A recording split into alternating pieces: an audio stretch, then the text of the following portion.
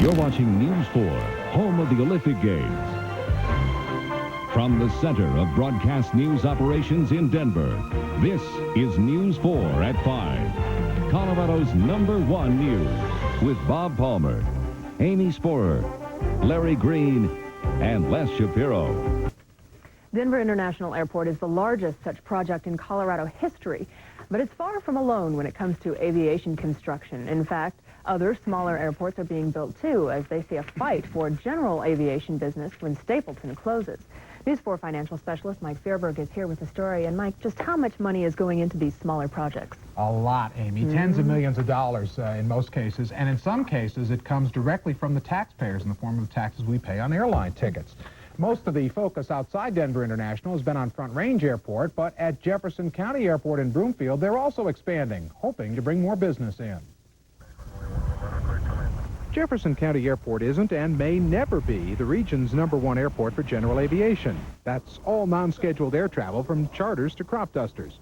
The title goes to Centennial in Arapahoe County. But Jeffco is home to a lot of corporate aircraft like the storage technology fleet. And it has plenty of expansion capacity. This field will be home to at least half a dozen new hangars by this time next year. Airport manager David Gordon says the natural growth of the Northwest metro area will be augmented by the shutdown of Stapleton next year, forcing private pilots elsewhere.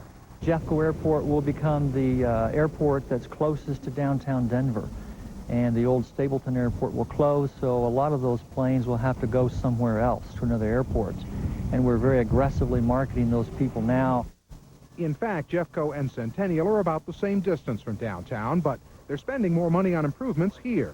$2 million has gone into grading a new runway. The seeding of the area next to it is now done, and paving should start next month. Ground was broken last week on a new terminal with almost 25,000 square feet of space. That's another $3 million plus. It should be done next year. For that matter, Jeffco has had some sort of expansion going on almost continuously for a decade or more. Aviation fuel and ticket tax money, by the way, pays only for the runways. The FAA picks up 90% of the costs. But the hangars and the terminal building is local funding. From Jefferson County? From Jefferson County, the airport, and private enterprise. It may not be easy to divert much of the general aviation traffic from the southeast business corridor near Centennial, but Jeffco landings are up 13% in the past 2 years, and fuel sales are up 35%. They think with better facilities, the sky's the limit. One other noteworthy thing about Jeffco Airport, it pays its own way. The airport does use county borrowing power when needed, but that money that's borrowed is paid back out of the airport's profits. It doesn't cost county property owners anything. In fact, the airport has actually been self-sufficient since it was established 32 years ago, Amy, and Gordon is also hoping to put a restaurant in that flashy new terminal, get the general public to eat there, bring in some extra coin. Lots of potential there. All right. Thanks, Mike. Sure. You're watching News 4, home of the Olympic Games.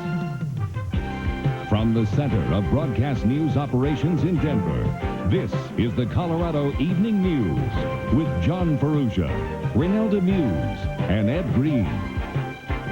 Good evening, I'm John Ferrugia. Here's what's happening today. The battle between Front Range Airport and Denver International for cargo business isn't the only aviation competition in the region. The fight for general aviation, that's everything from corporate jets to air ambulances and helicopters, is heating up too. News 4 financial specialist Mike Fairberg is here now. He went to Jefferson County Airport today to see how that battle is being waged. What'd you find out? Well, I'll tell you, in Jeffco's case, the weapons are more and better facilities, so everybody wins.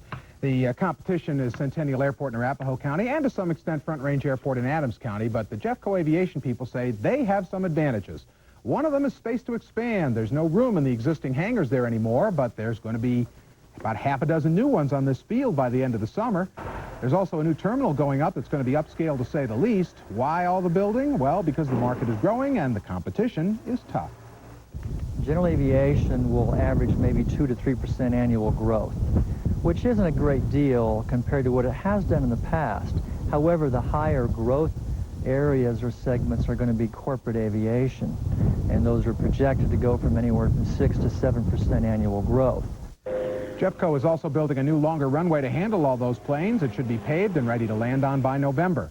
By the way, this is the only project that is using aviation trust fund money that comes from fuel and ticket taxes, and Jeffco has been a self-sustaining airport since 1960.